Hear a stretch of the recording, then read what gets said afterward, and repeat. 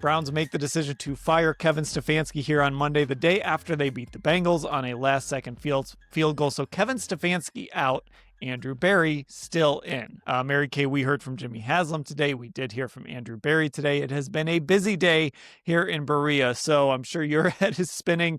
Our heads are spinning. What is sort of running through your mind right now about everything that's happened today with the Kevin Stefanski firing? Well, first of all, I thought Kevin Stefanski was a really great head football coach, and I think that he really just didn't get a chance to work with a quarterback consistently over a period of time that he felt he could win with and really build on that. Now, maybe Shedeur will turn into something. Maybe he'll be the quarterback of the future.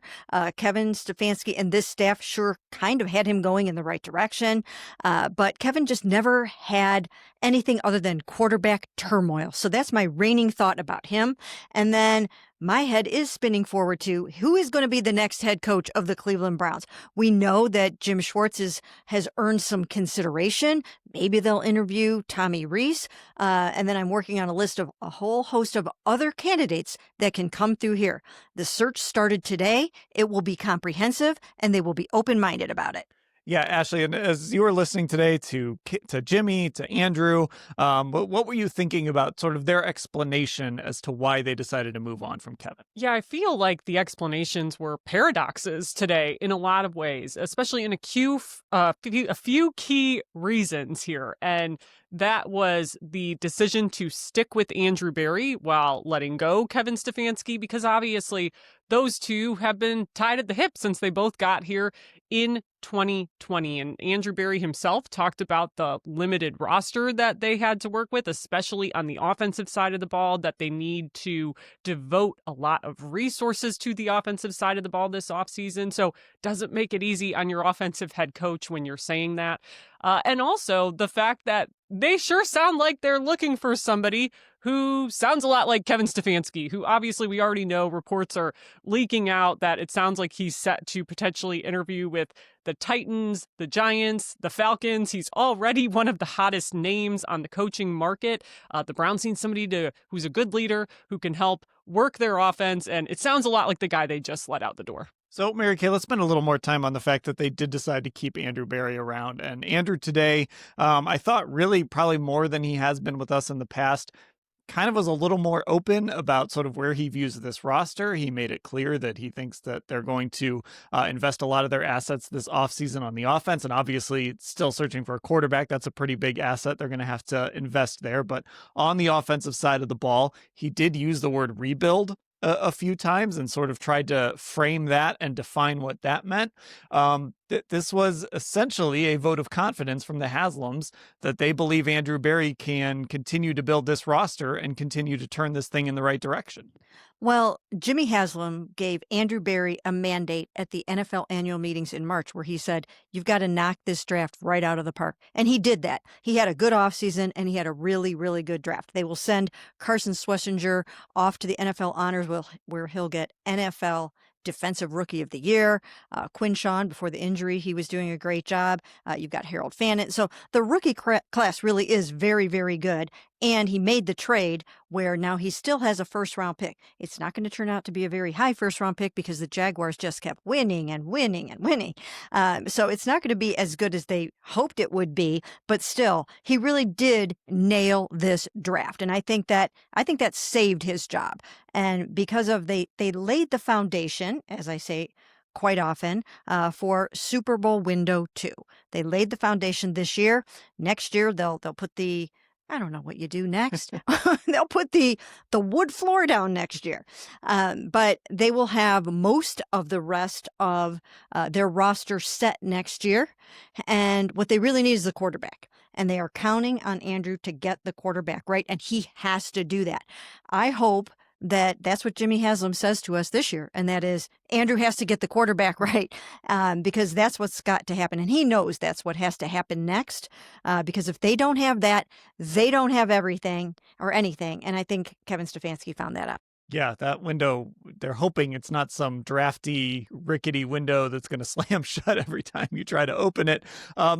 Ashley, I found it interesting that Andrew, there's something to be said about the fact that Andrew kind of admitted the offense was incomplete They were really going to focus on it this offseason, and the move today was to fire the offensive head coach. I think that tells me something, at least, about how they felt about Kevin's ability to continue to develop the young talent on this roster. Yeah, and Andrew basically said that without saying it, right? That in terms of they didn't see the progress that they wanted to. And now I think the fact that you only win 8 games in 2 years certainly wasn't working in Kevin Stefanski's favor, but you have to wonder about the part that's unsaid, but unsaid there, to your point, Dan. And I mean, too, I also thought it was interesting to Mary Kay's larger point about keeping Andrew Berry and the job he did with this draft class. I think when Jimmy Haslam talked, he talked about that, obviously.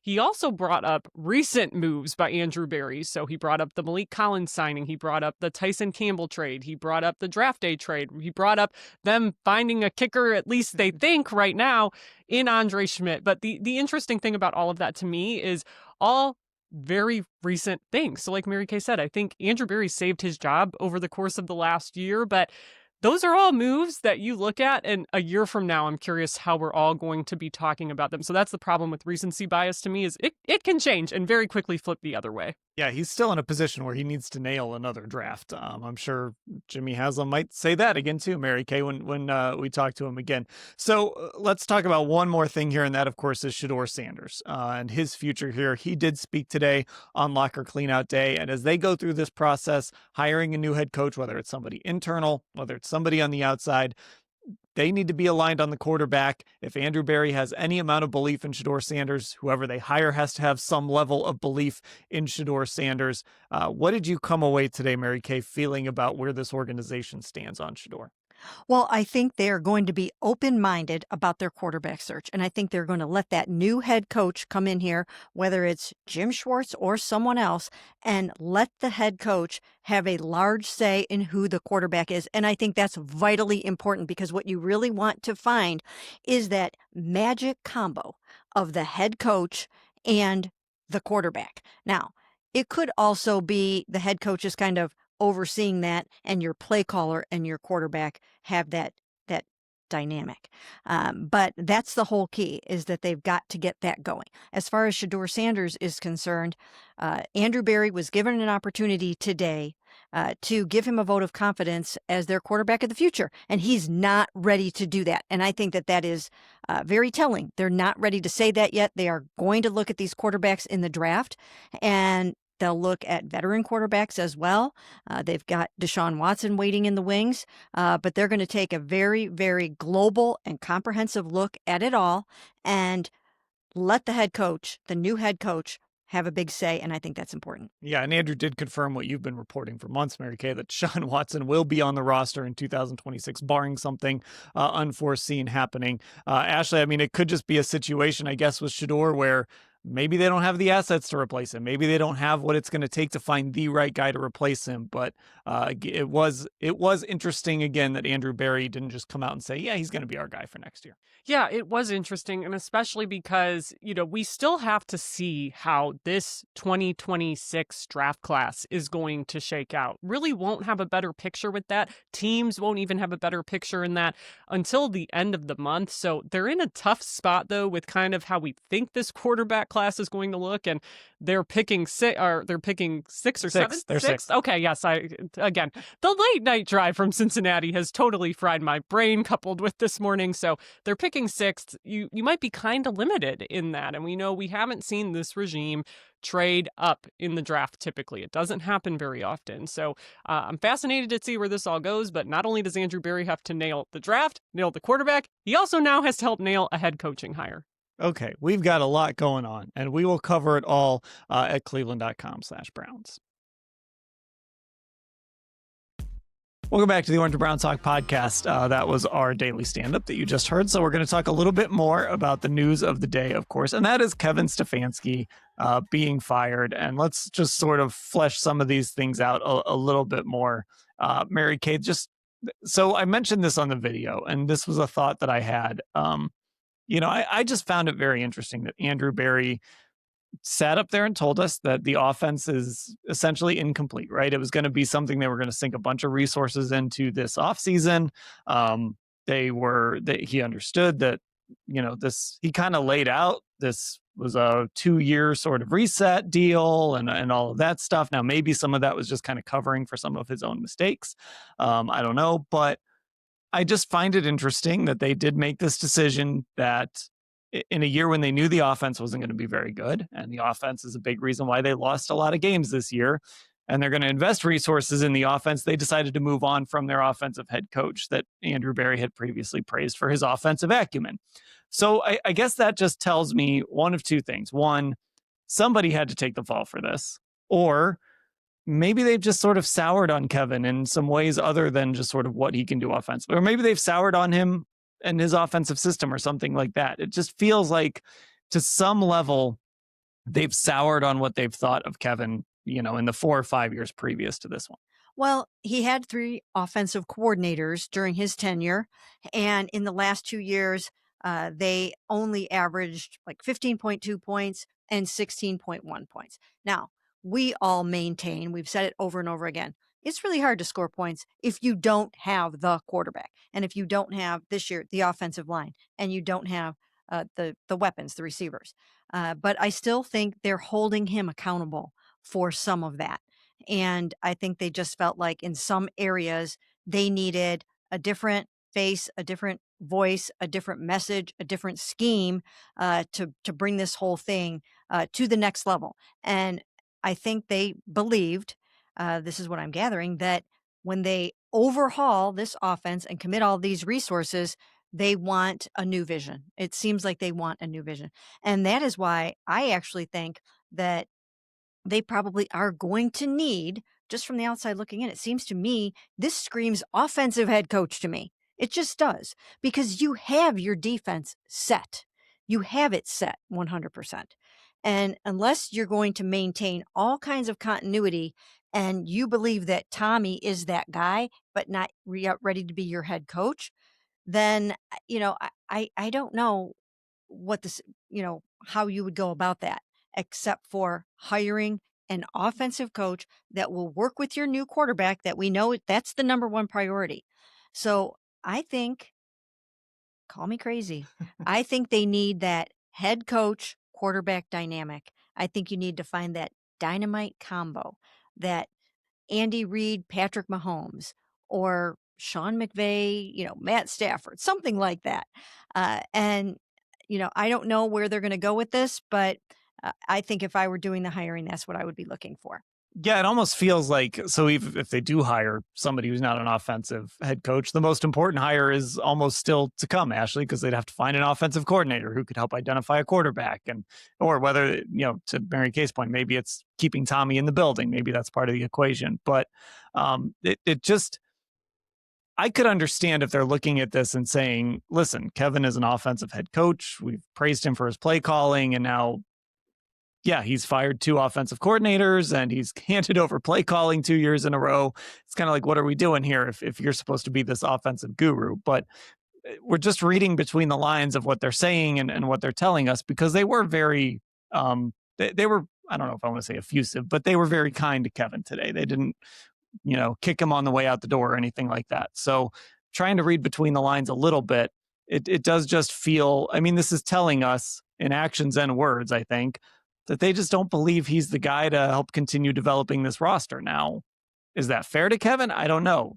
Should Andrew take some of the blame for where this thing is at? Absolutely. I think so. But that's not where we're at right now with this organization.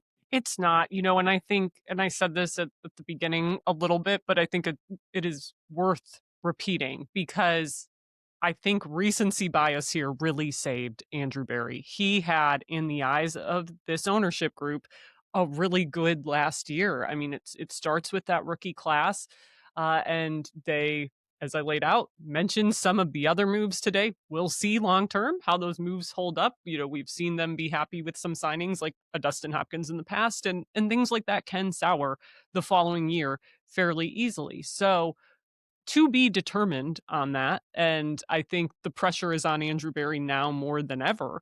But it is an interesting conundrum that they've now put themselves in, because the hottest names, at least so far, are largely defensive guys, other than ironically enough, Kevin Stefanski, who I think is going to obviously have a really good shot at being a head coach again already this cycle based on some of the other openings. So I'm really curious to see how this thing goes. I know we'll, get a better feel for the complete picture and who they're interested in, but it's an interesting year to need an offensive head coach because the options are kind of limited. So I thought kind of along those lines too, Andrew did say something interesting and he made this point that, the first time they interviewed Kevin, and this was the year they ended up going with Freddie Kitchens, it's not like Kevin was getting a million interviews that year. And then when they went back on Kevin after the Freddie Kitchens thing failed, he wasn't getting interviewed a bunch of places. They sort of, I don't know if I want to say they unearthed him, but in a way they kind of did. He was a first time head coach and he wasn't ever like a top of the list candidate. So there is a part of me that wonders, Mary Kay, there's going to be lists of names. I know you're kind of doing a lot of work on trying to put together a list.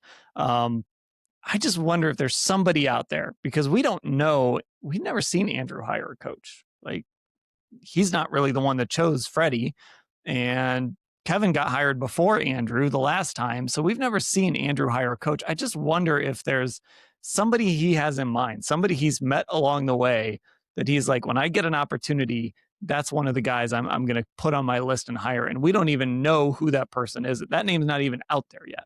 Well, I think that that Andrew was part of really being very interested in Kevin Stefanski when he didn't get hired that year, and also I think they were also very interested in Sean McDermott. So we do have a little bit of a window into some of the kinds of coaches that they like, and Andrew did tell us today that the head coach and the GM, they really have to be able to work in concert with each other every single day. It has to be, you have to get married to that person. So it's got to be somebody that he's going to feel really, really comfortable with. And he was like that with Kevin to the point where he told us stories today about Kevin and about how close they were. And he was close to his kids and he called him family. And those guys were very, very tight. And I know that Andrew seemed somber up there because it was a very difficult day for him to have to say goodbye to one of his best friends that he's had and one of his best colleagues ever. So I think he's going to be looking for somebody like that he can have that meeting of the minds with and that synergy with. Now, I don't know who some of his best friends in the league are like that, or guys that he feels like he can work with like that. But I think you're looking at like very, very smart. First of all, you've got to be able to meet Andrew at that level of intelligence. And it's way up here. It is way, way up here. So it's going to be a brilliant head coach, almost like I think you could look for sort of the next play calling savant kind of guy. That's why we heard Mike McDaniel's name mentioned in connection with this job. That's the kind of level of football acumen they're going to be going for when it comes to play calling and offensive prowess. So I would start there. Again, it could be a defensive guy, but I keep coming back to offensive genius. Yeah, like I don't know, is there somebody that he worked with in Philly for the time he was there, right? I mean, he comes back to Cleveland and all of a sudden Catherine Hickman is here, right? Obviously she was Catherine Raish at the time, brings her over from Philly. Is there somebody kind of in that building somewhere that he's been keeping an eye on all these years? Or is there somebody that's come through this building over the last 6 years that he's been keeping an eye on and maybe they left?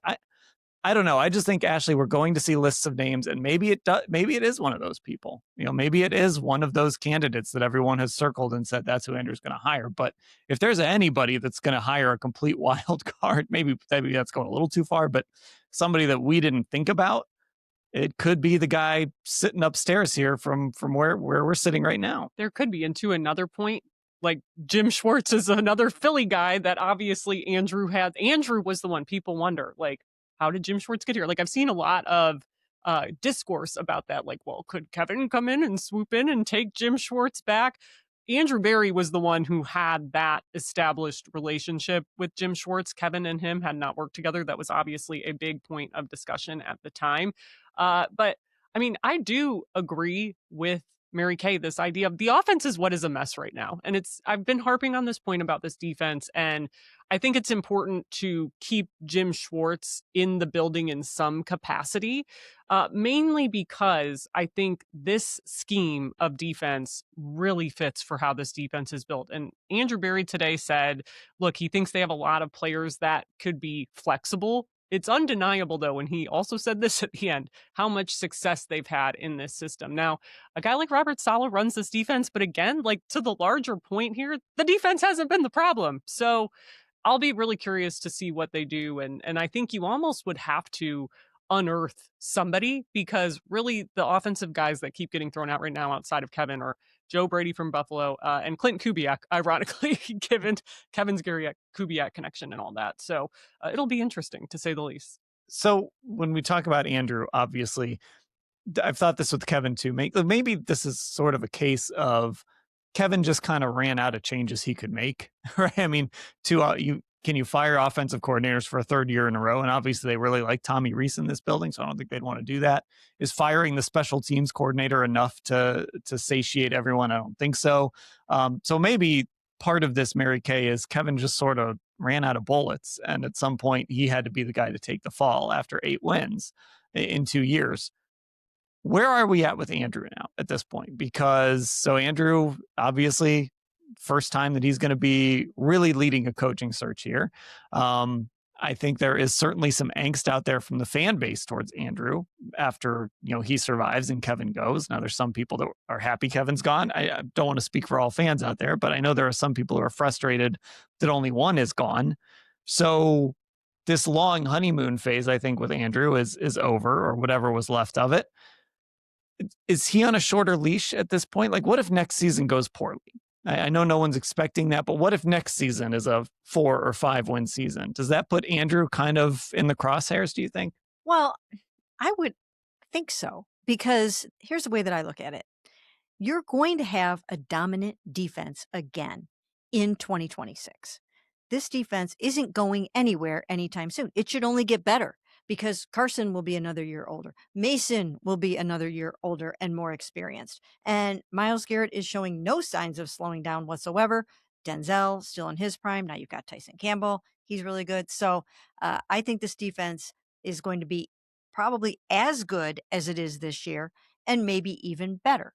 So what this football team needs to get to winning in 2026 is a quarterback who can win for them. And that's important. This can not really be about development next year. It can't. Nobody has the stomach for another losing season. Nobody has the stomach for another 5-win season. Fans don't have it. Players don't have it. I mean, if 5 wins wasn't good enough this year, it's not going to be a good enough for next year either.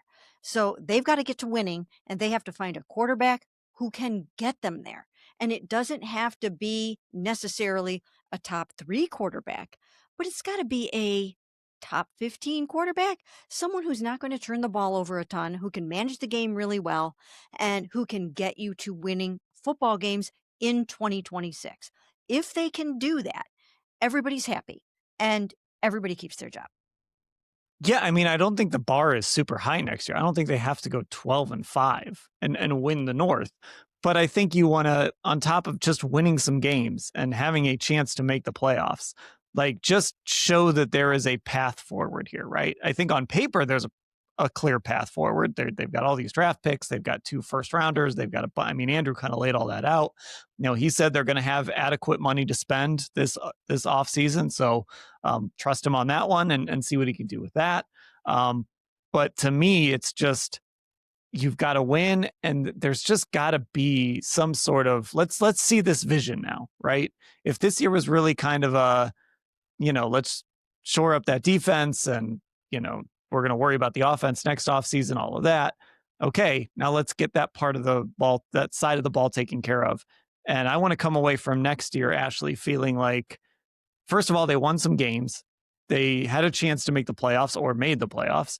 And it's very clear that this thing is trending in the right direction. And I think if we come away next year, again, if there's a bunch of losses and it's kind of like, what are we doing here? That's when you start to say, well, maybe Andrew is next, and maybe it's quicker than we expect. Yeah, like I'll be really curious because now to like the larger point about Kevin, like did they just kind of run out of fingers to point, and now it was pointing back at him? And I think you can say the same thing about Andrew. Like Kevin was the last domino in my mind to fall before it kind of comes squarely back on you. So that's where it is really fascinating because there's big moves that he has to hit on fairly quickly, and he talked about that today, and understanding that, and understanding that head coach in the NFL, one of the hardest jobs to kind of plan for outside of running for Congress. That was an old Pullianism he threw at us, obviously one of his mentors. So it is very, very, I think, high pressure facing him, and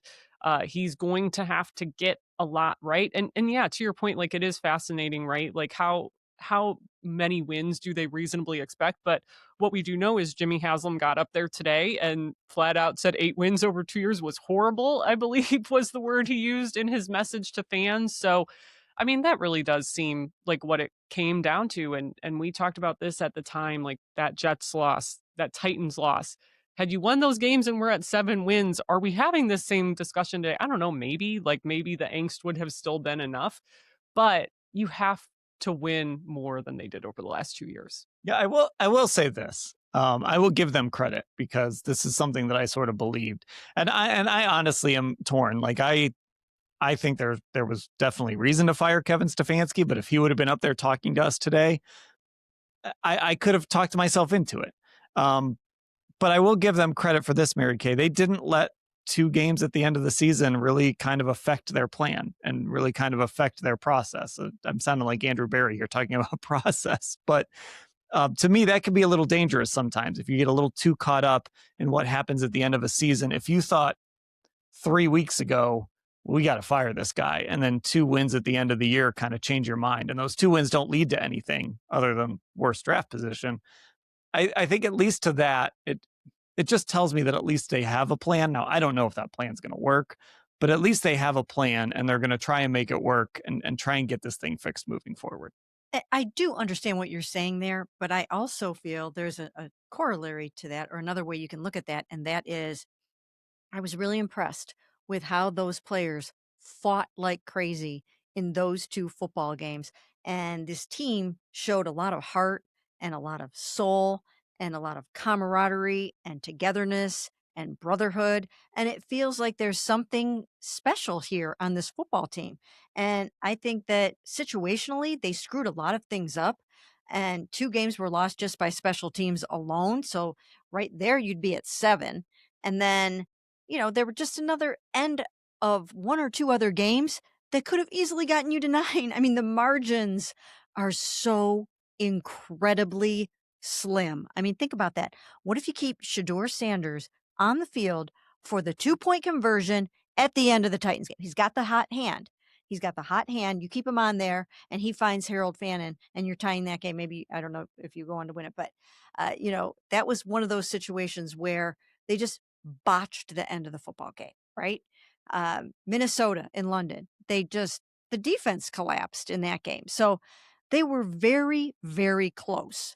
Even with all of their quarterback woes, they were very, very close to being at 7, maybe even being at 9, if just a couple little things had gone differently at the end of games. So when I look at the way that they fought for him and the way that they care about him as a person and the way that he cares about them, I feel like they could have moved forward with Kevin Stefanski. That's just how I feel. I feel like he's one of the brightest young coaches in the NFL. I feel like he was dealt a tough hand here, and I truly believe that he had this team playing its heart and soul out, and I just think he should have gotten a chance to continue. Yeah, and so that's interesting because as you're saying some of those things, like I don't completely disagree with that idea. I think Kevin's a good coach. I think he's going to go somewhere, and I think he's going to do really well if he lands in the right place. I'm also like, I wonder if maybe me and the Haslams agree on this. Like, well, whose decision was it to take Shedeur off the field in that 2-point drive, right? Some of that end of game stuff, how much of that are they holding Kevin accountable for? How much are they holding him accountable for not making a change at special teams, right? Not getting rid of Bubba. Was that even Kevin's choice? I don't know. And again, that's what makes this all complicated. How much of those losses fall on Kevin? How much of those losses fall on just the talent level? At some point, just a more talented team is going to make more plays over 60 minutes. So I don't know. I know there's a lot of fans out there that just want everybody out, get everybody out of here. They lost too many games and they're happy Kevin's gone.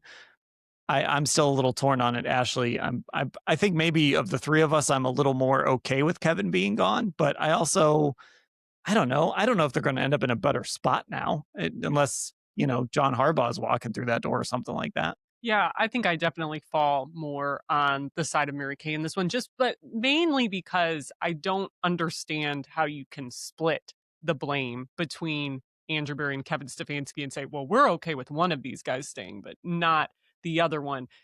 It truly doesn't make sense to me because the GM himself said that the roster had deficiencies, and specifically that the offense had deficiencies. And like, to the larger point of, yeah, well, Kevin made the mistake of taking Shedeur off. Yes, okay. But like, would they have even been in that position against the Titans at all if the roster deficiencies weren't so bad, if they hadn't had so many O-line issues that they had 10 different starting combinations, if they had any receiver that could do any kind of damage consistently, if they hadn't made the choice to bring in these 4 quarterbacks and have this competition. Now, again, the 4 quarterback competition is another thing where it's tricky. Like, whose mandate was that? Who was really responsible for that? Who wanted that? How much was Kevin's role in managing how that went, right? Like, we don't know the answer to those things. If we did, I think it would be easier to place the blame. But I mean, I think it's undeniable that Kevin was dealt a really difficult hand. And where I can see the flip side of it, though, is like, sometimes in those situations, he's been here for 6 years. Maybe the fresh start is ultimately just going to be best for everyone. But it's tough to look at this and think, oh, yeah, he really got a fair shake here over his 6 seasons. At the same time, it was 6 seasons, but still. Yeah. All right. Well, we were in Cincinnati all day yesterday. We drove home last night, and now there was a coach firing this morning at 9 a.m. So we are exhausted. We still got lots to do. So we are going to call that a podcast here. Again, what you heard at the beginning was our stand-up from the day. You can actually watch that on our YouTube channel, and you can watch this part of the pod too. Cleveland Browns on cleveland.com is where you can find that. Our Instagram is Orange and Brown Talk. Our Twitter is Orange Brown Talk. And, of course, get subscribed to Orange and Brown Talk on Apple Podcasts and Spotify. We're in off-season mode, but that doesn't mean that there is no off-season. We're in coach search mode is what I should say. We will still have full weeks of pods coming your way. So again, just get subscribed in all of those places. For Mary Kay and Ashley, I'm Dan. Thanks for listening, everybody.